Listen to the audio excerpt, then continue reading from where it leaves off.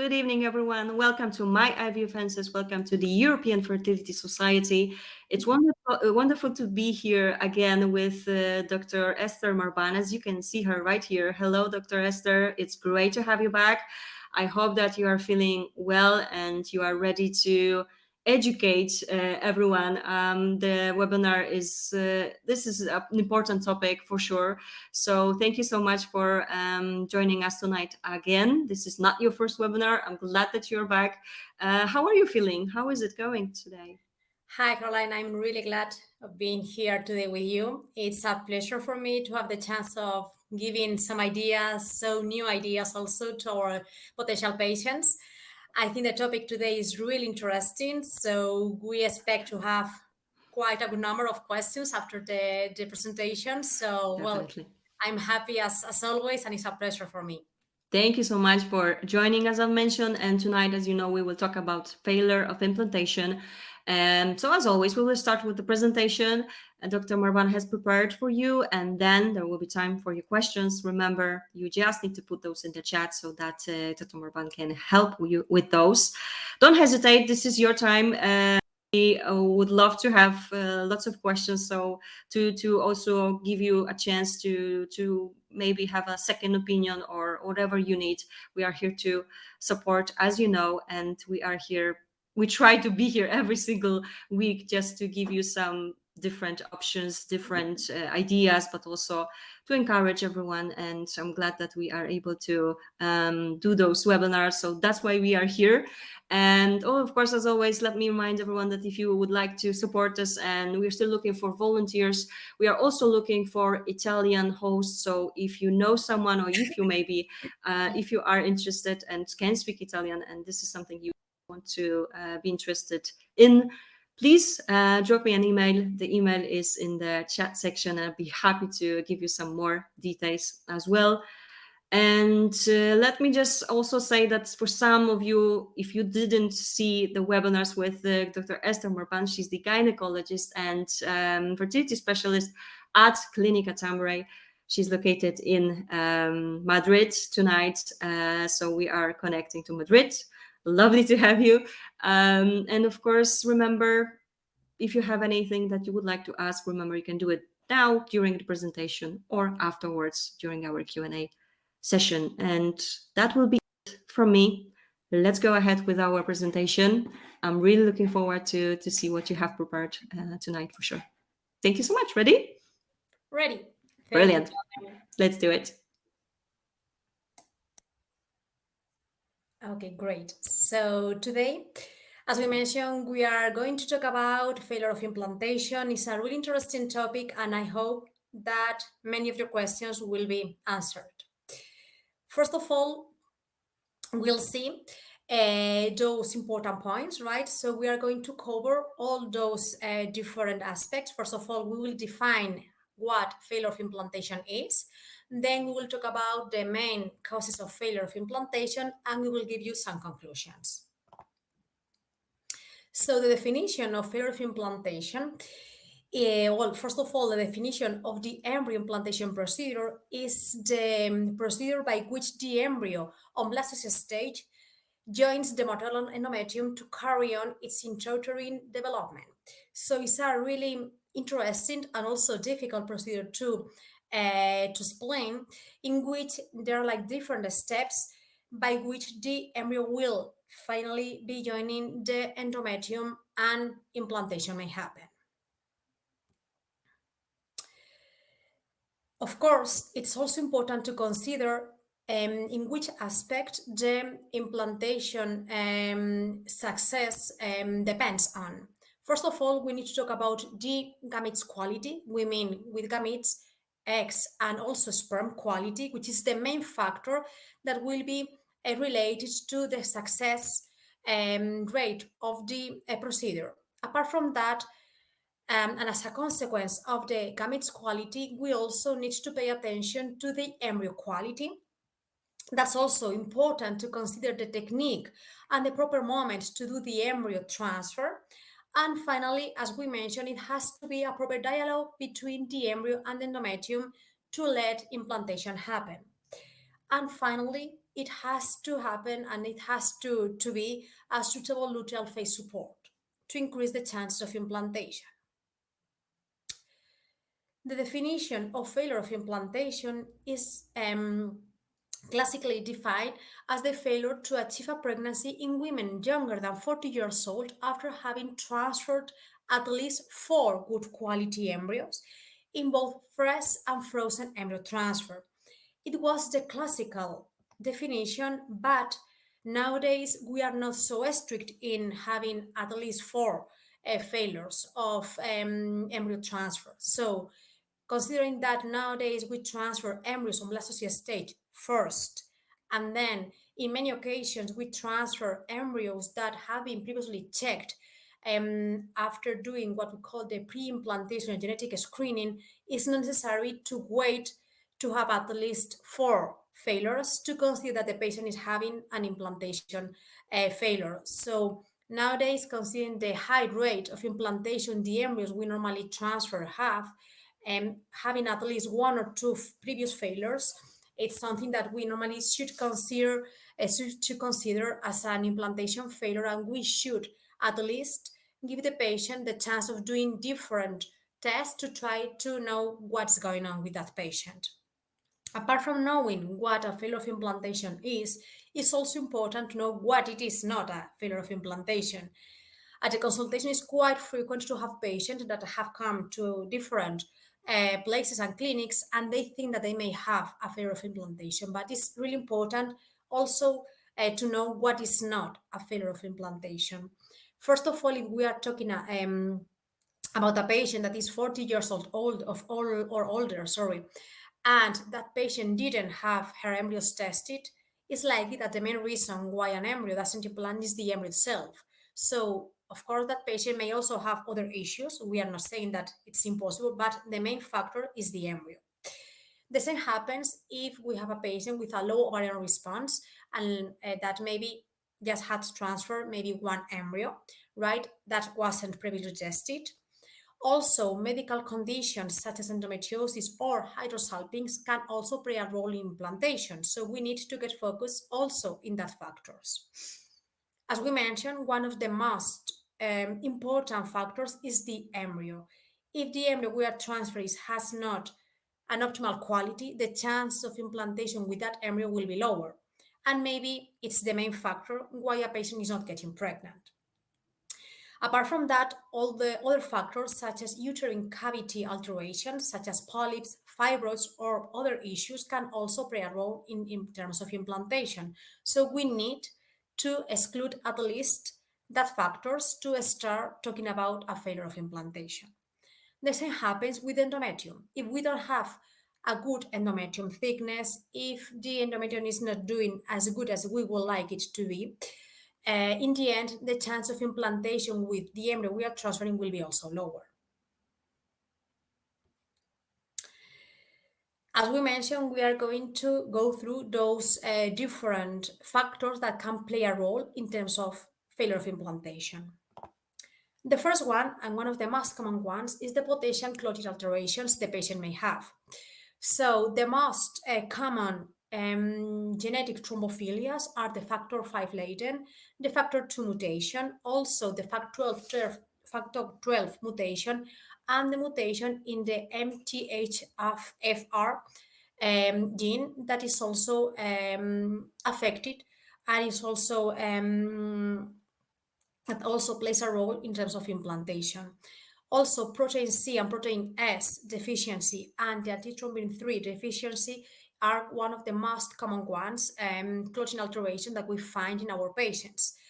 When the patient is suffering from those alterations and abnormalities, what we normally do is, apart from recommending a consultation with the hematologist in order to know if they recommend any additional treatments such as aspirin or maybe heparin to try to lower the potential risk of having a failure of implantation and also recurrent miscarriages in those patients.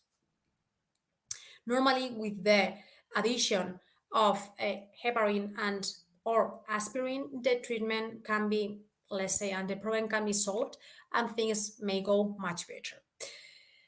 Another part of the main reasons why a patient may have a failure of implantation are the immunological issues.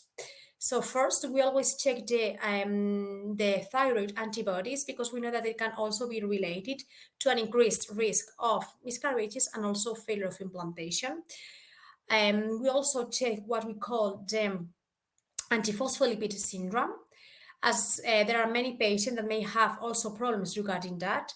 We check several antibodies to know if the patient is having any problem regarding that. In most occasions, also the treatment that can increase the chance of that patient is also normally performed with aspirin or and heparin. A different part of the immune system is the potential alteration in the NK cells. We know that the pregnancy is a quite interesting phenomenon in which we find what we call immunological tolerance, in which the body knows that the baby that is trying to develop in the mother's uterus is not like something that has to be attacked, and because of that the immune system is like don't regulate and doesn't attack the baby itself. In some patients we may find alterations in the NK cells, natural killer cells, that can also increase the chances of having a failure of implantation, and also may increase the chance of having a miscarriage. Normally the treatment has to be led and performed by a specialist immunologist in that field, that may help the patient in having like the immune system in the best conditions possible. So normally the immunologist adds treatment such as corticoids or gamma globulins, also intralipids sometimes, to try to lower the chances of having problems in the immune system that may affect the implantation rate or may increase the miscarriage rate. The same happens with the cure HLA system, in which we know that there should be like a good connection between both parts of that immune system issue. Otherwise, if there is not like a good combination in our patients, it would be a higher risk of failure of implantation, also higher miscarriage rate, and also pregnancy complications such as preeclampsia. So in that group of patients, it's highly recommended to transfer just one embryo. And sometimes when we are talking about a sperm donor or egg donor patients, we need to select donors according to that specific part of the immune system to try to lower the potential risk those patients have.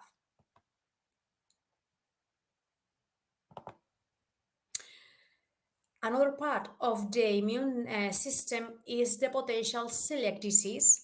So we normally check different antibodies with the aim of knowing if the patient is at risk of having any kind of problem regarding the gluten, and many patients that are at risk of having also reproductive issues because of the celiac or potential celiac disease, we recommend having a gluten-free diet.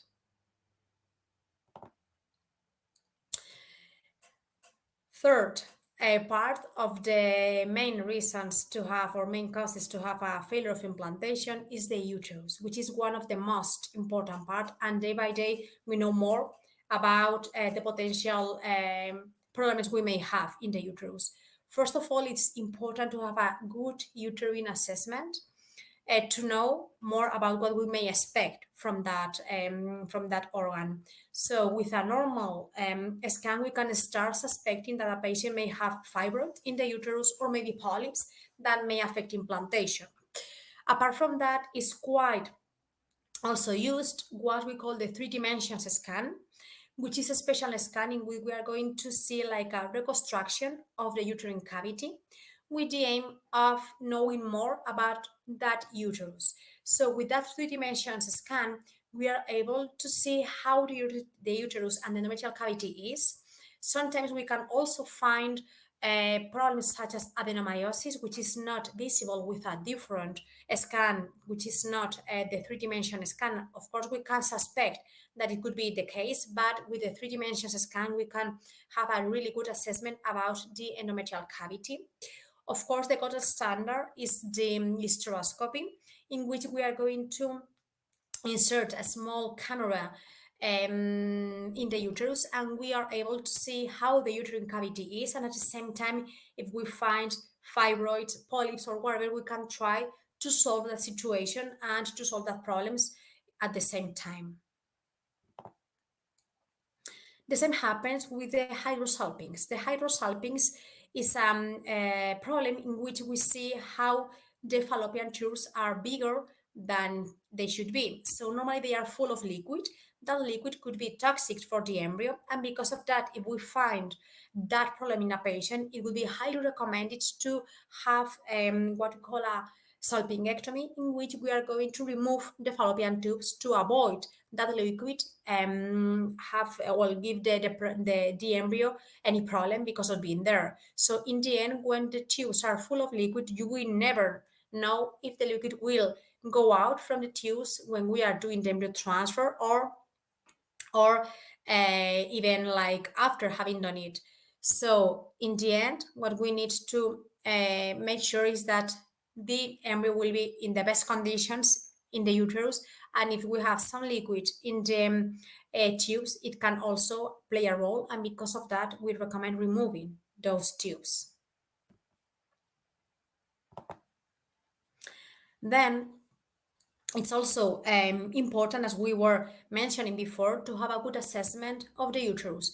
In the end, many patients may have a completely normal uterus and it won't be a problem for them, but some others, maybe the uterus they have is not as good as it should be. So with the 3D scan, also with the MRI, and also with the hysteroscopy, we are able to know if the patient is having any problem in the uterine cavity, and apart from that, if the uterus has a normal shape, normal size, and if not, we can try also to find the best solution for that patient. Talking about the endometrium and the uterus, is really important to have an appropriate endometrial development to the embryo transfer. So we know that the ideal endometrium is between 7 to 12 millimeters, also triple line endometrium, trilaminar endometrium, to perform and to start planning the embryo transfer. Some patients won't be able to reach that 7 millimeters minimum or even lower. And sometimes, even if the endometrium is thick enough, sometimes the aspect that endometrium has is not the ideal one for us. Some patients, apart from using the normal therapy we normally use with estradiol and also progesterone, some patients may also have the chance of undergoing what we call a natural cycle to have their endometrium in the best conditions possible. So with the natural cycle, we just monitor how a follicle grows, and at the same time, we also see how the endometrium grows, as well as the follicle. So with the natural hormones the patient is producing, we can also see if the endometrium has also a good condition to perform the embryo transfer. Some patients do not respond properly to the medication we normally use, and if they are menstruating, let's say regularly, we can also have the chance of trying to see if with their natural cycle that patient has, the preparation of the endometrium is better. The same happens with patients that have like a regular menstruation cycle and they don't respond to the normal medication as we were mentioning. So sometimes we need to use also gonadotropins, which are the medication we normally use to stimulate the patient's ovaries. So in this case, we are not trying to stimulate the ovaries in a normal IVF treatment. We are just trying to add that medication to try to make the ovaries respond a little bit, and at the same time, as there is a follicular growth, we can also see that the endometrium, because of the hormones and the estradiol that follicles will be producing, will be also growing as we need. Some other patients need like other treatments such as aspirin, also sildenafil, which is Viagra, to try to make their endometrium thicker. And the same happens with pentoxifylline. And one of the most, let's say, recent news we have in terms of implantation and endometrium thickness is the PRP, the platelet-rich plasma, which can also improve the thickness of that patient and also can also help us in having better results in terms of implantation. So the PRP, as I mentioned, is one of the newest treatments that we are normally using. We are using it in women with recurrent failure of implantation, even though their endometrium is not excessively thin, and also in patients with very thin endometrium, which is refractory to other treatments. So you can see here that there are many data and many papers talking about the potential effect, benefit effects, positive effects the PRP may have to our patients. We are using that treatment and with good results. So the PRP, the platelet-rich plasma, is a quite easy procedure by which we are going to take a patient's blood sample. We are centrifugating that sample to isolate the red cells from the serum, and we will collect the platelets then. Then we will do like 3 intrauterine infusions before the embryo transfer. So it will be done like before the embryo transfer on days 5, 7, and 9, and of the endometrial cycle preparation, the endometrial preparation cycle. Sorry, that procedure is completely painless, and we use a very thin catheter similar to the one that we normally use to the intrauterine insemination technique. So we leave like 1 milliliter of the infusion inside the uterine cavity of the patient, and then the patient just goes home, and some days later we perform the embryo transfer. Apart from that, and apart from knowing how the uterine cavity is and how the endometrium is responding to the medication, it's also important to talk about the receptivity of the endometrium. So we are normally talking about what we call the window of implantation, which is known as the period of time when the endometrium has the best conditions for the embryo implantation. When the endometrium is having the best conditions for that implantation, we call it a receptive endometrium. We know that around 30% of patients may have the window of implantation completely displaced. It means that if we perform the embryo transfer at that moment, it's like the endometrium that patient won't get pregnant. However, there are available tests that can give us a good assessment in terms of knowing exactly when the window of implantation of that patient is, and because of that, we can perform a more personalized embryo transfer.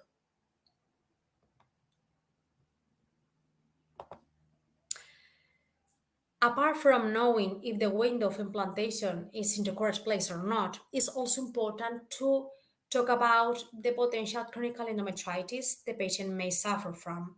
So we know that there is something called microbiome, which is like the good bacteria the patient should have inside the uterus. In many occasions, maybe we are not having any chronic infection, but we have quite a, let's say, high number of patients that have problems in the microbiome. It means that the percentage of the good bacteria that patients should have inside the uterus, which are normally called lactobacillus, are not found in the proportion they should. Because of that, in that patient, it's likely that that implantation procedure would be, let's say, like more difficult, and maybe we are facing a failure of implantation with that patient. There are several tests that can give us important information about chronic endometritis and also microbiome to try to solve that problem, of course, if we have the chance. One of those tests is called time and meta. So the time test will give us the window of implantation information. It's a receptivity test, and that will assess us in knowing exactly if the patient is having the window of implantation at the moment when we took the biopsy, or if the patient needs some more hours of progesterone to to perform the next embryo transfer. However, the meta test is designed to give us an assessment of the endometrial microbiome and the potential chronic endometritis. In patients that we find that they had problems in terms of chronic endometritis, it's possible to do to give them an appropriate antibiotic treatment first to try to remove that potential chronic infection if it's the case. And at the same time, it's also quite recommended and at least advisable to try to improve the environment that endometrium has with probiotics. Normally, they are used oral way and also vaginal way in terms of trying to increase the chance of having the best endometrium possible and the best environment of that endometrium to do the embryo transfer and for implantation, of course. Apart from all those, let's say, female factors, we should also get focused on the male factor.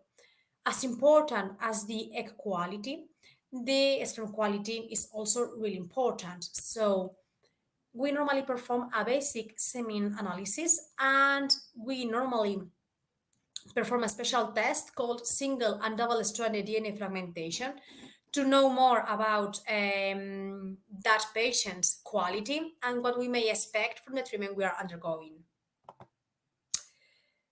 In this slide, you will be able to see what you may know from much time ago, and in which here you can see the normal parameters of the sperm about quality. So we talk about a normal quality when the concentration is over 15 million, the motility over than 39-40%, and also 4% of normal sperms. As we were mentioning before, we recommend our patients to have like a better approach of the potential male factor doing the DNA fragmentation test. We always check the single and the double-stranded DNA fragmentation. The single one is related to how potentially the eggs may fertilize at the laboratory. However, the double-stranded DNA fragmentation is the one that is related to how potentially the embryos may develop at the laboratory. Sometimes we need to use a special and different fertilization technique to try to lower the rate of having problems because of the DNA fragmentation. So it's important to know about that because maybe we can find the solution for that patient before they start the treatment. As we know that especially if the double-stranded DNA fragmentation is really high or at least higher than expected, it can play a role in terms of potential number of embryos that may reach the blastocyst stage, and at the same time, if it's excessively high, it can also play a role in terms of knowing of increasing the rate of potential chromosomical alterations in the chromosomes of the embryo. So because of that, it's important to try to select the best sperms to fertilize the eggs.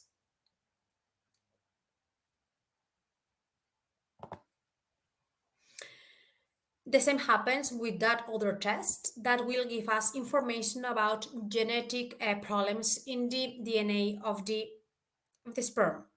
In the end, the solution, if we have a patient affected that problems in the fish or the chromosperm, is doing what we call the pre-implantation genetic screen, the PGTA, to exclude potential aneuploid embryos. And let's talk a little bit about the most important factor, which is the embryo, as we were mentioning. Here in that slide, you may be able to see how the embryos develop from the moment when the egg is fertilized until the blastocyst stage. There are many different steps in 5 to 6 days of development in which we are going to see how the embryos are dividing their cells, and we are also be able to classify the embryos and to know about the quality of that embryos. We were saying in the previous slides that it's important to have a good quality embryo to transfer to increase the chances of implantation, and at the same time it should be a healthy embryo. When we talk about a chromosomically healthy embryo, it means that it has to have 46 chromosomes, normal chromosomes. In some patients, maybe because of their age or other factors, it's not easy to have that euploid embryos, healthy embryos. We know that as a patient gets older, the number of potential non-healthy embryos that patient may have will be increased. Because of that, in a certain kind of patient, the pre-implantation genetic screen, the PGTAs, PGTS, sorry, can help us in having better results in terms of implantation. What we normally do is we stimulate the ovaries, we get the eggs, we fertilize those eggs, and we wait for 5 days. When the embryos reach the blastocyst state, which is considered day 5 or day 6 of the embryo's development, we perform a small biopsy on the external part of the embryo with the aim of checking that embryos to confirm that the embryo will be transferring in the upcoming weeks is healthy. So if we select healthy embryos, then it would be like an increased chance of having a healthy baby, because we will be also reducing the risk of miscarriage, and we will also increase the probability of a pregnancy after an embryo transfer. Because of that, a single embryo transfer will be highly recommended. In a certain number of kind of patients, it can reduce the time to pregnancy. In the end, we are going to do like a more personalized and direct embryo transfer. For example, if the patient has, I don't know, 6 embryos, we check all the embryos, and maybe from those 6 embryos, just 2 of them are healthy. So we can avoid doing 4 embryo transfer that won't produce an ongoing pregnancy, quite likely, and we can just do the embryo transfer with the euploid and healthy embryos. As a conclusion, we always try to explain our patients that it's important to have an accurate diagnosis, and a specific test should be performed to have a correct assessment and proper treatment of failure of implantation, as we need to have like a complete view of what's going on with that patient. Because of that, I would say that when we are talking about failure of implantation, it would be a completely multidisciplinary approach. As we were mentioning before, there are also gynecologists that are in touch with the patients. Apart from that, some patients have to have a consultation with immunology and also hematology to know also the opinion of those doctors in terms of trying to increase those patients' implantation rate. And because of that, and also considering all the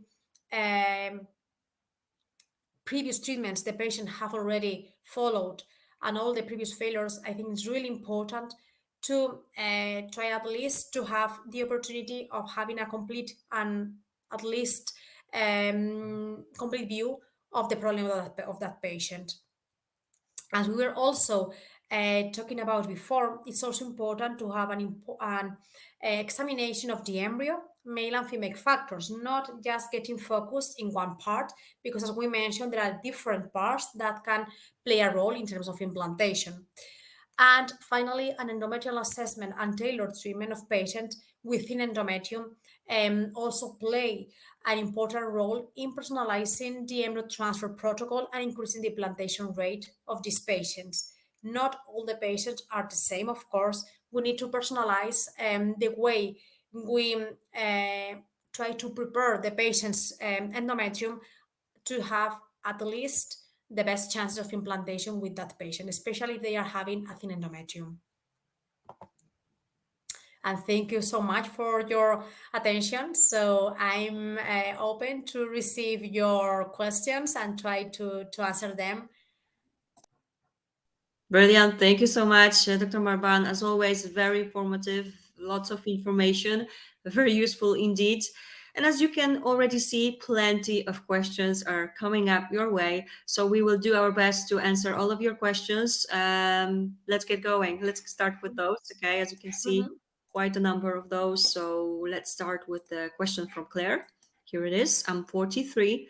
I managed to get one euploid embryo with my own eggs PGTA tested. What can I do to maximize the chances of implantation? Look for the best implantation window, error test, something else. Thank you. Yeah.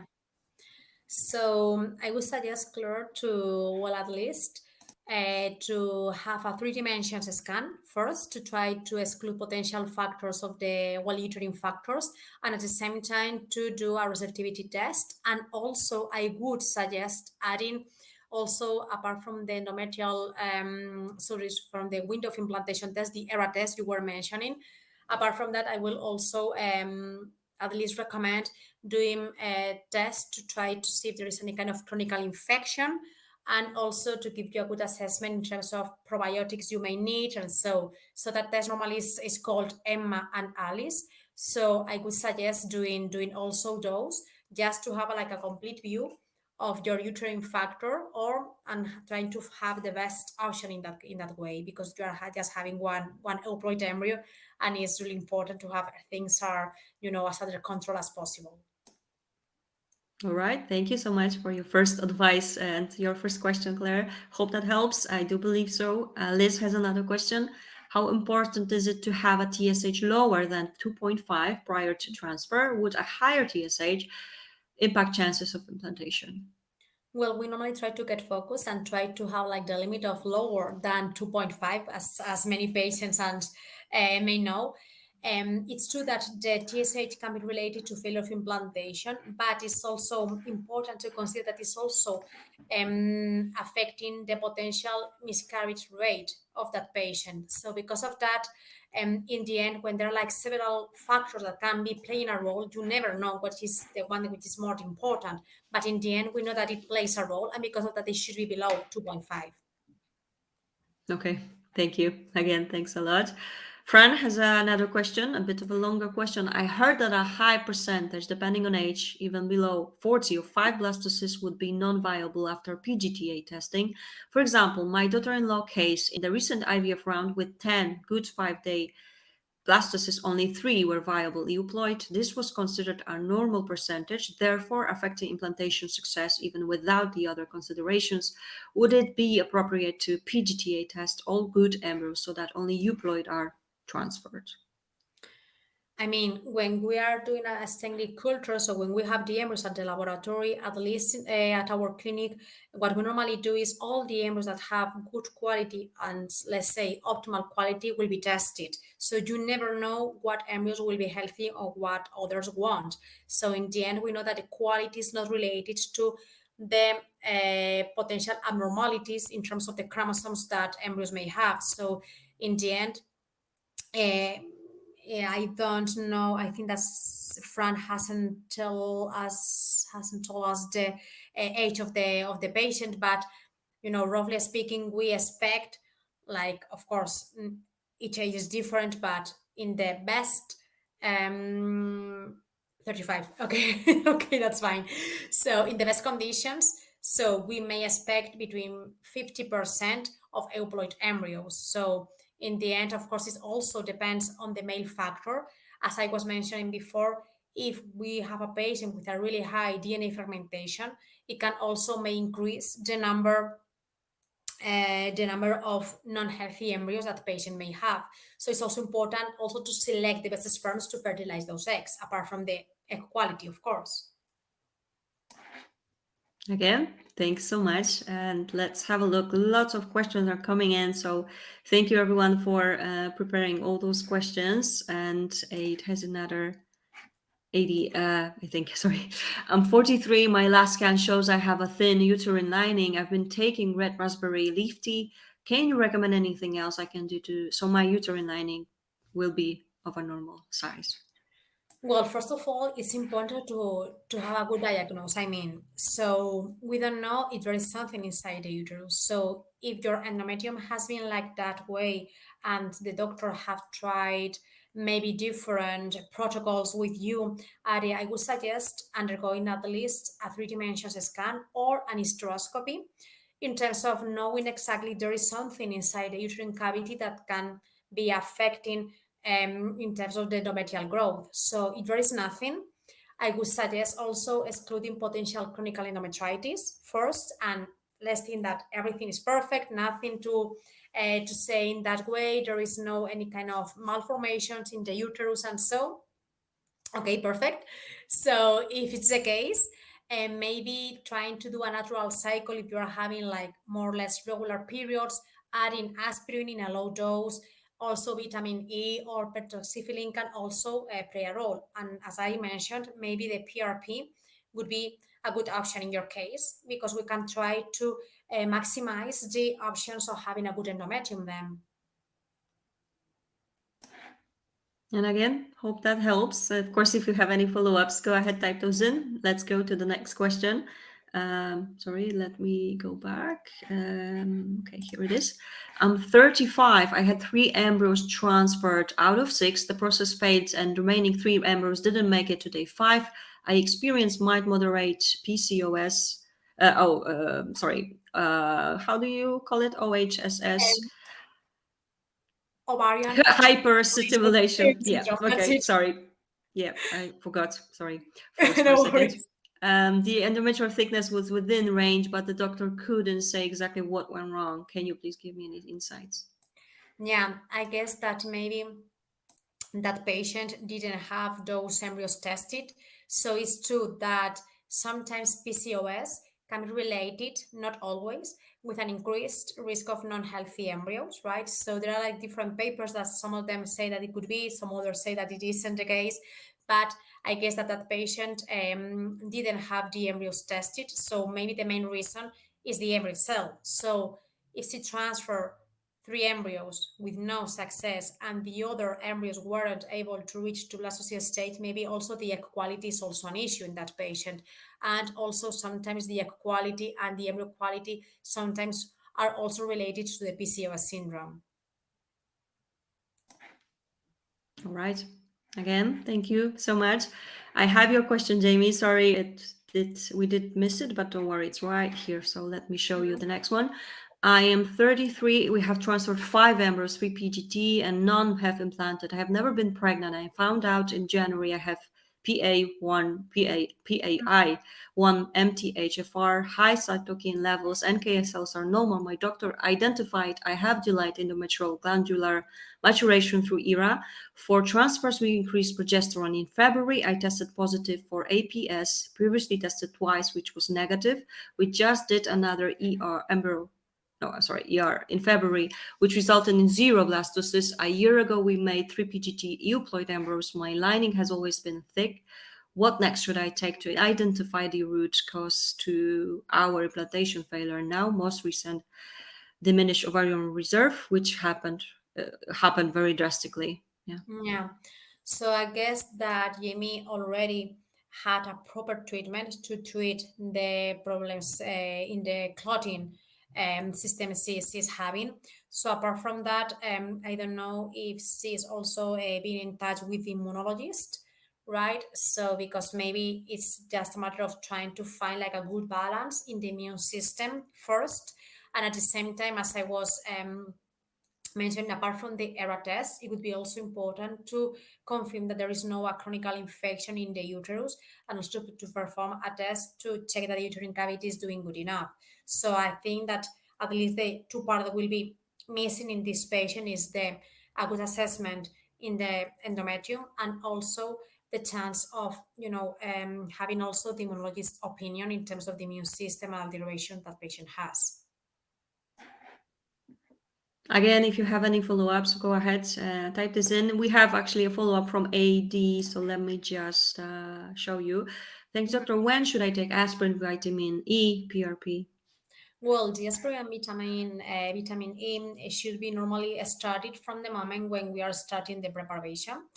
And actually, it can be also be performed before. And the PRP, of course, depending on each clinic protocols, at least we use it before the embryo transfer to try to increase that thickness and to have, as I mentioned, the best environment in the uterus. All right. Thank you so much. Okay. And sorry, let me just see. Okay, yeah, it's another question.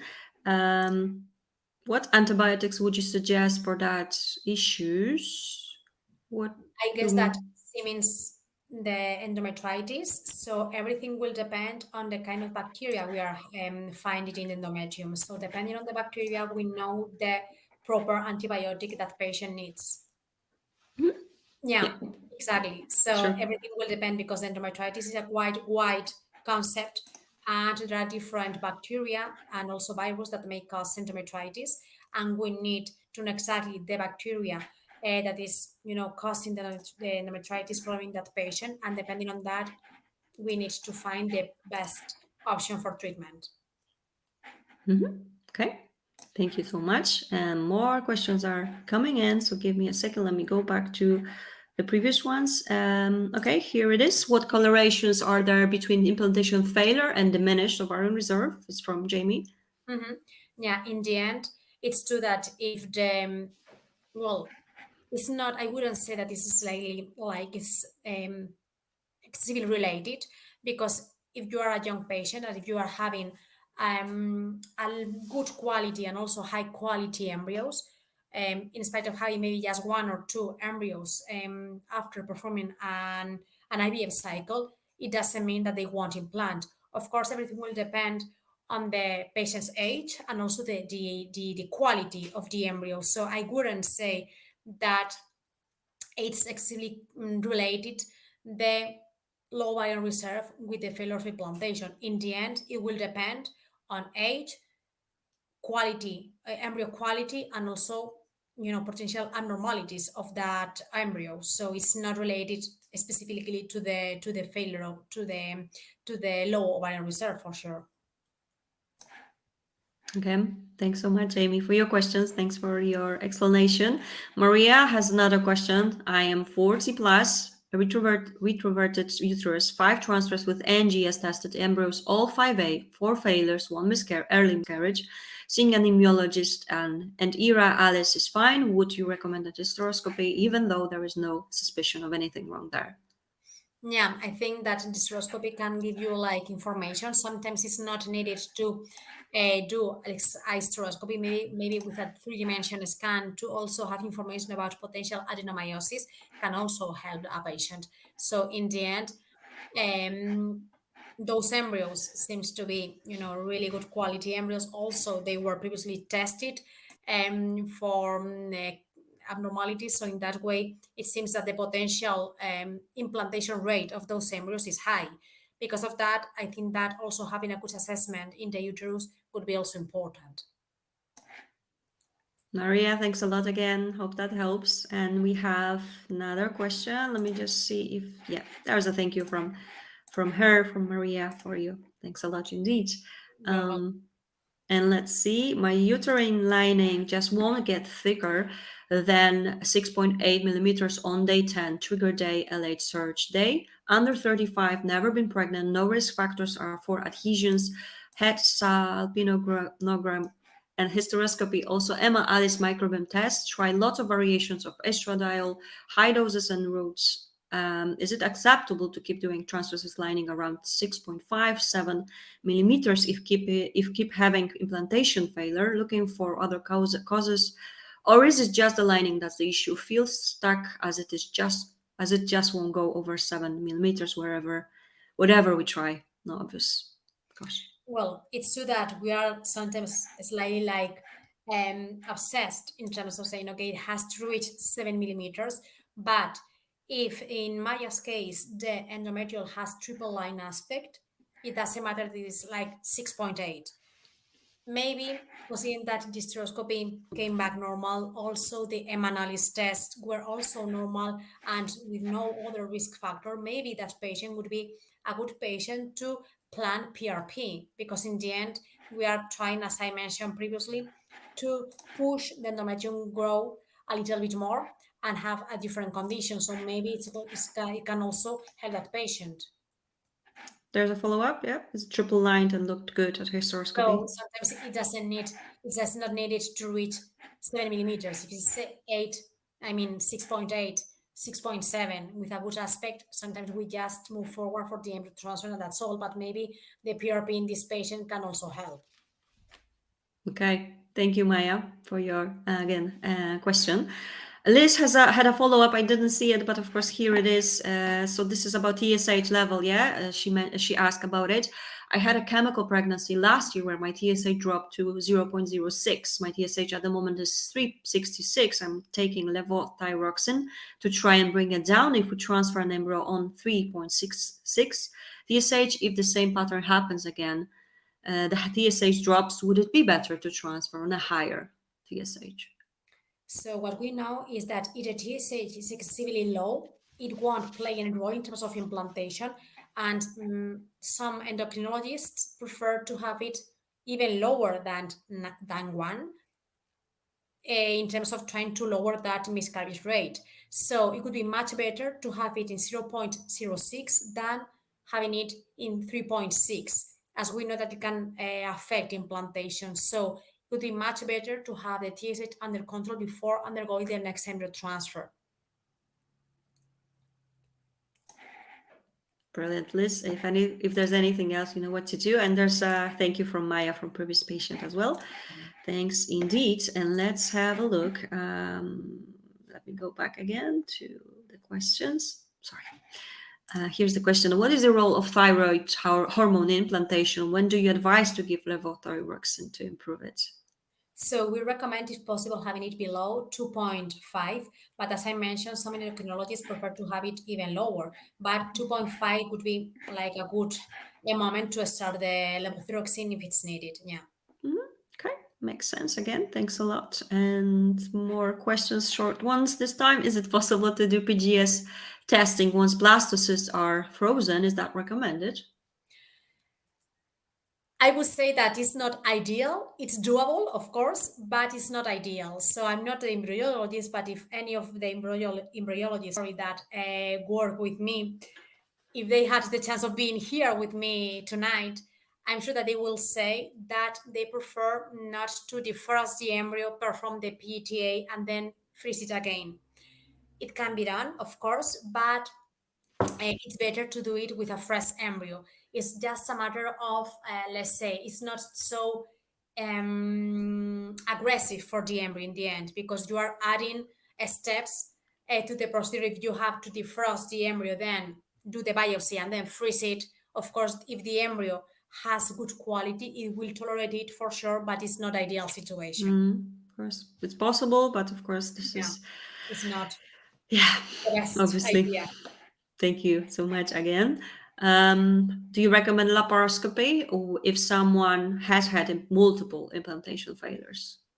Well, in the past, it's true that the laparoscopy was like a good technique to, apart from treat, also to do a diagnose. But nowadays, considering the technique we use with the three-dimensional scan, the MRI, if it's needed, I wouldn't suggest undergoing a laparoscopy just to do a diagnosis of failure of implantation. I think it's too aggressive.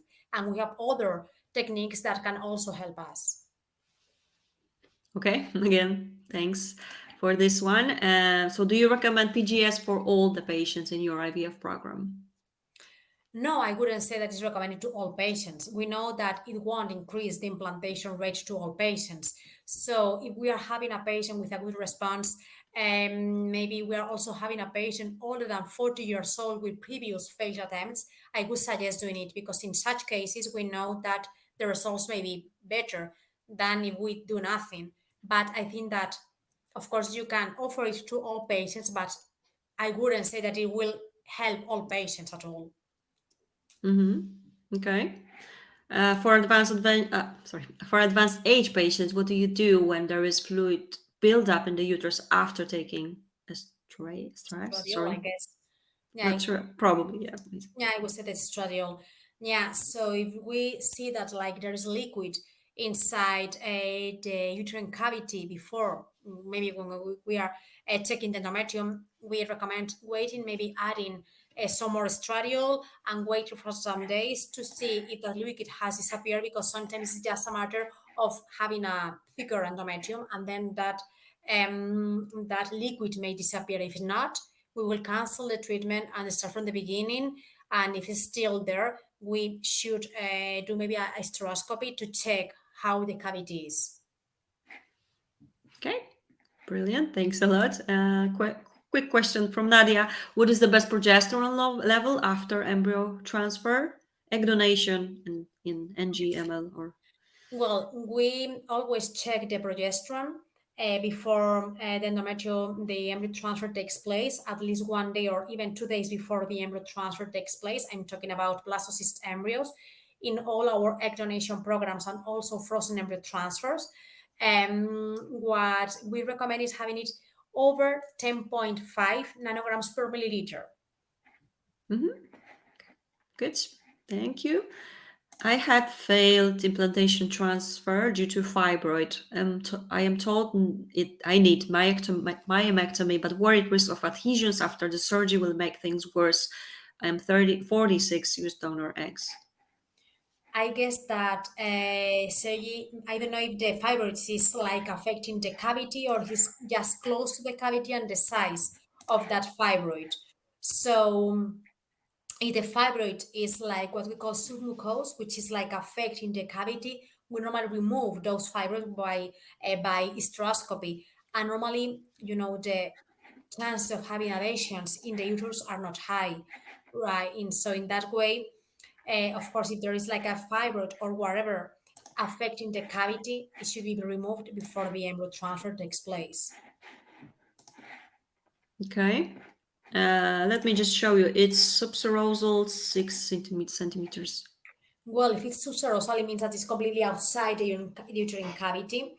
6 centimeters is not excessively high. So in the end, if it's not affecting the uterus at any point, I'm not sure that having a surgery to remove the fibroid may have an impact in terms of implantation. So I think that she should discuss it with her doctor to make sure that the surgery may help us.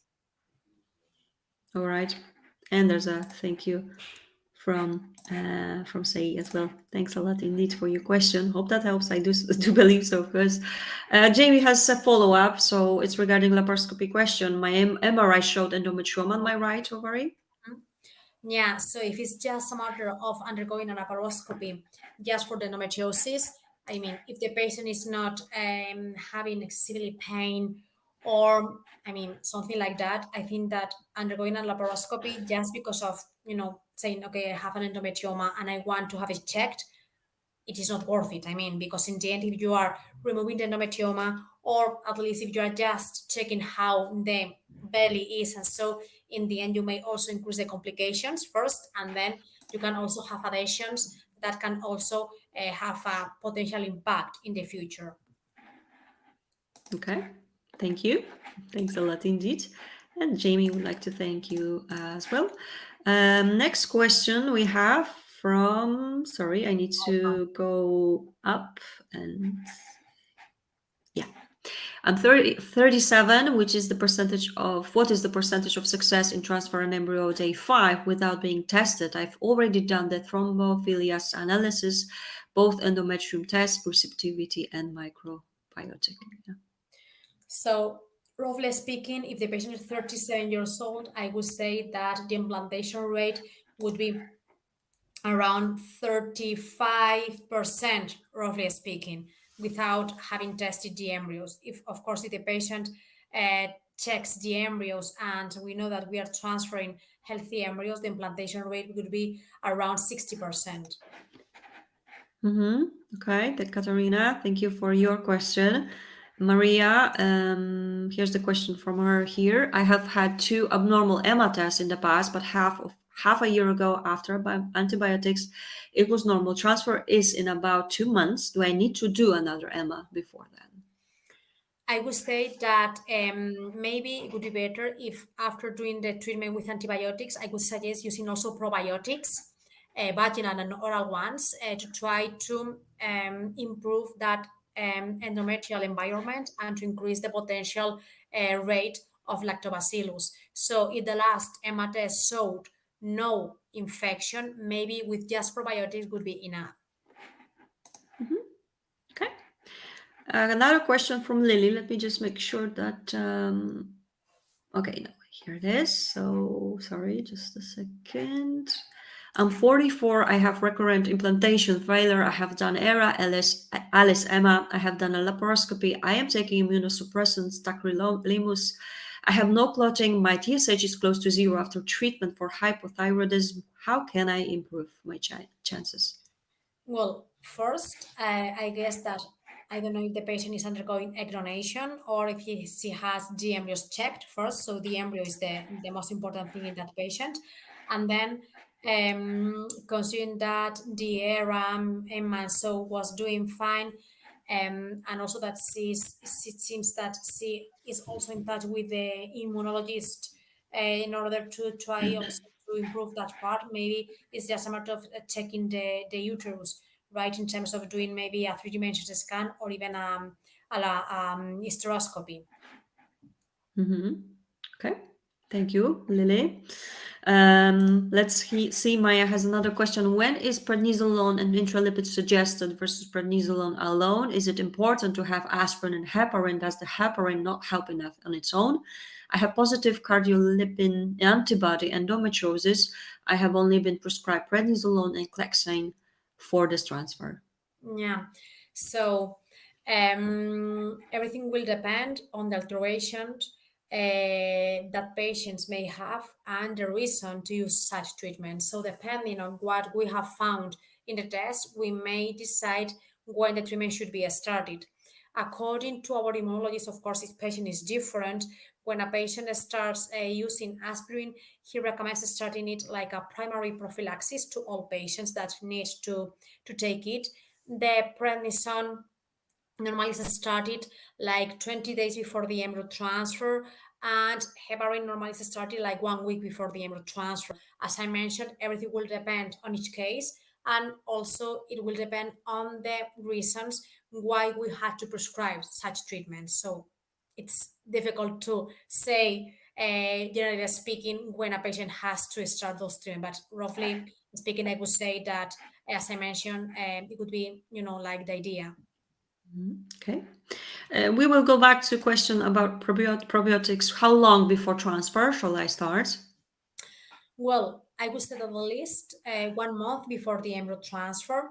What we normally recommend to our patients is, as soon as we know that they are having issues in terms of the of that microbiome, they start immediately using the probiotics, and they keep those probiotics even though we are doing the endometrial preparation.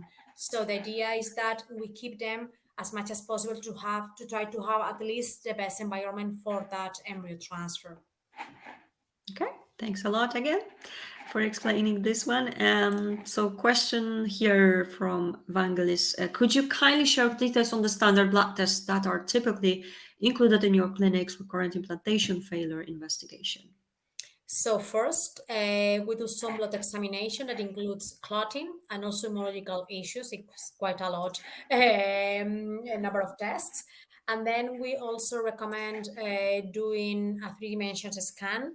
And then finally, we also suggest doing some kind of endometrial test. I mean, endometrio, I mean, M analysis and ERA, or time and meta, as we were mentioning before. But we normally recommend having like a complete view, of that patient, to try to have every single factor completely under control before moving forward for the next embryo transfer.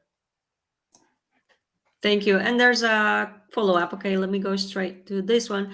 Thank you for delivering excellent presentation. In the event of diagnosis of chronic endometritis, what type of antibiotic do you typically give? Additionally, do you perform a test of cure to confirm eradication of the infection? Lastly, I'm curious to know if you have any experience with intracavitary antibiotics. So regarding the first question, as I mentioned before, depending on the infection we have found, we need to use specific antibiotic treatment. So everything will depend on what we find in the biopsy. So normally we use antibiotic treatment, and then we recommend using probiotics. Depending on the infection that patient has, sometimes a new biopsy is required to confirm that the infection has already gone. If it's the case, that patient normally keeps on using the probiotics to try to have that infection under control. And regarding the last question, in terms of the potential intracavitary antibiotics, we never use them. We don't know what potential effect may have, so we just use oral antibiotics or vaginal antibiotics if needed. Brilliant. Again, thanks a lot for yet another great question. And of course, your help with that. We will be slowly finishing. So if you have more questions, this is the last call, let's say, for them. Go ahead and type those in. And excuse me, here it is. Okay, next question from Sierra. 42. I have a healthy 5-year-old conceived naturally, recurrent miscarriage due to chromosomal abnormalities, no euploid embryos from my own eggs at egg retrieval when donor egg root. First transfer failed due to second transfer shortly but on day 13, today on FemTap estradiol. Lining is good, but a small amount of fluid, probably from my C-section scar. Had fluid last time, but it resolved itself. Is there anything I can do to help resolve the fluid this time? Had normal hysteroscopy endometrial scratch recently. My consultant does not see the benefit of ERA. Says recent research shows it does not benefit. Well, if that patient has already undergone a previous hysteroscopy with no abnormalities in that way, if they found that everything was fine and there was nothing related to the previous cesarean section scar, that patient can be kind of relaxed in that way. So if after almost 2 weeks of estradiol treatment, if they have found that small amount of liquid, I would suggest maybe going on with the same treatment for some more days. If the liquid is still there, I would suggest canceling the treatment and starting again next month. And if the liquid has gone, it would be perfect. And regarding the ERA test and receptivity, the window of implantation test, it's true that it's quite let's say controversial topic. It's completely true, but I mean, if that patient has undergone several treatments, and so maybe it would be just a good option to think about, or at least to let the patient know that it would be an option. In this patient case, considering that she got pregnant in the past and she just have one failed embryo transfer with egg donor treatment, maybe it's not completely mandatory, but at least maybe if the second attempt also fails, I think that maybe the doctor could also give that patient the chance of doing it if she wants, of course. Okay, thank you. Indeed. Lily there are a few questions in regards to progesterone. Let me start with this one. Out of scale 0 to 200, what is the progesterone range for transfer? I mean, we consider like it would be normal if it's over 10.5 nanograms per milliliter before the embryo transfer. So in such patients, they don't need to add any other additional progesterone supply. I mean, we normally use the vaginal progesterone, and patients with lower progesterone levels have to inject subcutaneous progesterone. So in that case, if it's over 10.5, it would be enough for us. Mm-hmm. Okay, thanks a lot again for yet another question. And here's the next question. Hi, why progesterone can be high on the start of cycle? Does it affect implantation? What can be treatment? What can be the treatment other than birth control pill? Well, sometimes we find what we call a progesterone rise before starting the treatment. It can be caused because maybe a follicle is producing spontaneously that progesterone.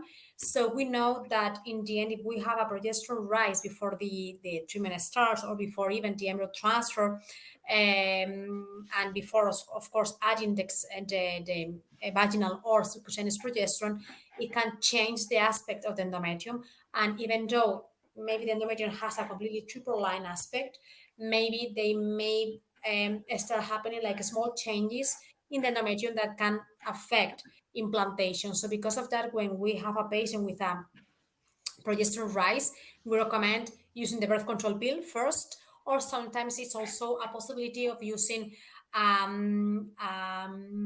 agonist of one of the hormones we normally use to try to lower that progesterone rise, and also trying to prevent spontaneous ovulations in that patient. So in the end, the most common and easiest one would be taking the birth control pill, but it's not mandatory. Okay, thanks a lot again. Another question from Joe. I had all the tests, no issues found, sperm good. I am 42, had 4 failed IVF transfer and 4 failed IUIs. Guessing my eggs are poor quality, 1 round eggs. Did not make it past day 3. We are moving onto donor egg. Am I likely to get a successful transfer?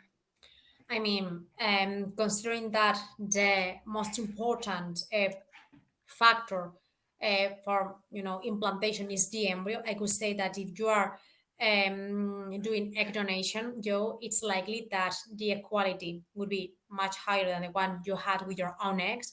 And of course, the implantation rate will be also higher. So the chances of having an ongoing pregnancy will be also much better than the chances you had in the past with your own eggs. Thanks a lot once again. Nadia has a question. I had embryo transfer egg donation on 11th of March, I believe. My progesterone level at the day 5 after transfer was 57.64 nanograms per millimeter, beta HCG 10.77. What do you think? I will do another HCG test on the 23rd of March. I guess that the patient has done the pregnancy test today. So at least was like we consider a positive pregnancy test when it's over 10. So in this case, it seems that it's slightly positive. So maybe when she repeats the pregnancy test in a couple of days, maybe it would be almost the same or even lower. So it's what we call a biochemical pregnancy, but we need to wait first to see how the pregnancy develops. But at least some implantation seems to have happened. Yeah. Okay. Thank you for the clarification to this. And as I mentioned, there are a few minutes when we will be finishing. So let's have a look. Ola has a question. Can one take both aspirin and blood thinner injections at the same time during frozen embryo transfer? Yeah, absolutely. If it's needed, many patients use aspirin and at the same time heparin. Yeah. Okay. And Helen, I'm going to your question. Here it is. I have a frozen day 3 embryo had failed transfers before, so I'm thinking of asking clinic to culture or thaw the day 3, and if it makes it to day 5, then do the transfer. Is this common procedure? It will save the pain of the dreaded 2-week wait. Yeah, I mean, so I would say that 99.9 of our patients undergo their embryo transfer on day 5. So I don't remember the last time I did an embryo transfer on a day 3 embryo. So I would suggest defrosting all the embryos that Helen has and move forward for day 5. And if they reach that point, they also can undergo at least one first embryo transfer and then freeze the remaining embryos. But I think this is a really good idea. Okay. Thank you. And now we will go to Emma's question. It's right here. Don't worry, I have it. I have had 9 IVF rounds, which have failed, including using 3 top quality donor eggs. I have just had a laparoscopy, and they have found endometriosis and adenomyosis removed the endometriosis. I am going to have a new round in 2 months' time. Natural frozen embryo transfer cycle with another top embryo. Is there anything I could do to improve my implantation? This is our last embryo and the 10th round, so last chance. Do note, I do have a normal conceived child, but after having my son, I have not been able to conceive. Okay, so if that patient is suffering from adenomyosis, first I would suggest using at least a down-regulate injection, right, which is called the Capeptil, which is well the brand or the commercial name of triptorelin, to try to to at least decrease the potential negative effect that adenomyosis may have. So if Emma is having all the tests, have already had all the tests done, I mean, if the endometrium is growing properly and if there is no issues in the uterus apart from adenomyosis, if all the immunological system potential problems have been discarded and the same happens with the clotting, I think that maybe the adenomyosis can be treated with triptorelin to try to lower that negative effect of that adenomyosis. Thanks, Elma. Best of luck, of course. And I hope that was again helpful for you. Lily, after 1 year of downregulation on buserelin, I was due to start a new natural cycle. I stopped buserelin mid-January and we had a first period end of February. Since my follicles and my endometrium are not growing, my gynecologist says I'm still suppressed. Is there any way to get my body to come back to normal? I'm afraid I would say that's just waiting. So your body will start like working as it should, that it was doing in the past. So I think it's just a matter of time and waiting a little bit more because it has been like doing the down regulation for a long time. So it's normal not to have normal periods and normal menstrual cycles for some time. Yeah. All right, Angelis has one more question. Do you initiate a recurrent implantation failure investigation after a particular number of embryo transfers or based on the patient's age? Additionally, do you investigate all infertility diagnoses with unsuccessful pregnancies? Of course, it will depend on the patient's case. I mean, it's not the same talking about a patient that had a failed embryo transfer after egg donation than a patient that had a failed embryo transfer after an IVF. So we take into consideration the patient's age, the treatment the patient has undergone, also if the embryos were tested before, and also the diagnosis. So every single step that the patient has undergone with us is important for us, and depending on that we make a decision. So of course, roughly speaking, I would say that if the patient had at least one or two previous failed attempts, we start planning all the additional tests that we offer to the patients. Okay. Thank you so much. And let's go back to some more questions. I believe we can still answer. There are short ones. Just give me a second. So this is the one. Do you advise uterine surrogacy for implantation failure after many failed treatments? Well, I'm afraid that uterine surrogacy is not allowed in Spain, so Yeah, I mean, of course. we can't do it Of directly. course. Yes, thank you for the clarification, of Yeah. course. Yeah, and does uterine lining stop functioning normally with age? I always had thick triple lining, sorry, now having trouble. I mean, of course, everything will depend on the menstrual cycle of the patient. So, of course, if you are having like normal periods and regular periods, the uterine lining should be more or less the same. But of course, not all patients are the same. As I mentioned, some patients, even though having regular periods, they don't respond to the normal protocols of medication, and we need to undergo different ones. So, in the end, apart from age, is also it also depends on the hormonal cycle, and if the I mean if the patient is having regular periods or not. And there's a follow up likely in perimenopause. Yeah, because of that, if you're not having like a normal production of hormones, it's likely that the endometrium is not respond that it should. Okay. Thank you. Indeed. Okay, Maya, let me go here. Okay. If there is 100% fertilization rate and progression to blastocyst, is sperm DNA fragmentation still necessary for recurrent implantation failure investigation? Yeah, I mean, so in the end, if there is a high DNA fragmentation, even though having a good number of blastocysts at the laboratory, you never know how the embryos are doing. So in the end, patients with failure of implantation, as I mentioned, are difficult patients in terms of we need to maximize the options first, and at the same time we try to have all the factors as under control as possible. So in this patient, I think that even though the results of the previous cycle were quite good, I would suggest doing anyway the DNA fragmentation test, because maybe if the DNA fragmentation, especially the double one, is really high, in that way, maybe the potential number of non-healthy embryos that patients may have can be increased. Okay, again, brilliant. Thanks so much. Like two questions left.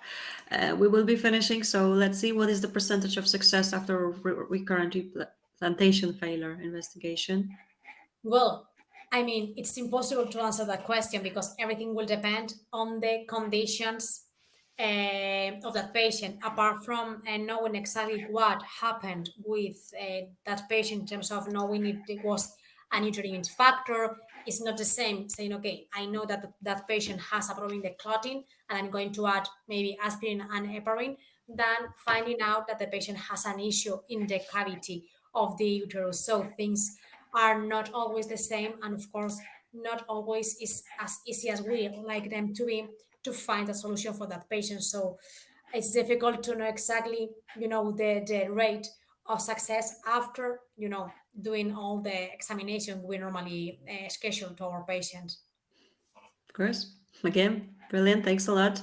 Probably our final question. For which patients do you recommend natural cycle? So if we are talking about, let's say, general patients, we offer that treatment to all patients. It's true that they need to come to the clinic to do that monitoring of the follicles and the endometrium. But let's say that let's try to get focused in thin endometriums first. So when a patient is not responding well to the medication and the patient is having regular periods, or at least more regular periods, maybe the natural cycle may help us in having a better endometrium at least. So we offer that to all patients first. And then when we are talking about a thin endometrium patient, if the patient is having a good, not responding to the medication and is having regular periods, we offer also that natural cycle to them. All right. Again, thank you so much. Dr. Marbán, as you can see, there are plenty of wonderful comments thanking you, because I couldn't agree more. Brilliant session, great questions, great help, of course, from your side. Brilliant. Thank you so much indeed. If you've seen any previous webinars with Dr. Marbán, I can assure you, it's always great. We always have a great session. So I'm glad that you are back. This is a great, it's great to have you just like that. Before we finish, because we will be finishing for tonight, is there anything else you would like to add? Well, I hope that the presentation was interesting for our audience, and I hope that many questions they had were clarified. And well, I'm open to receive your question that maybe weren't able to be answered today. And well, I hope to see you all in Madrid. Definitely. Thank you so much indeed. And remember that if you have more questions, you can always get in touch with Clinica Tambre, the team. I'm sure they will be happy to help you out.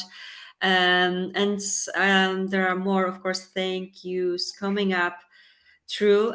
Good luck to everyone. This is always the message we want to share. We always keep our fingers crossed. We want to hear good, positive stories, of course.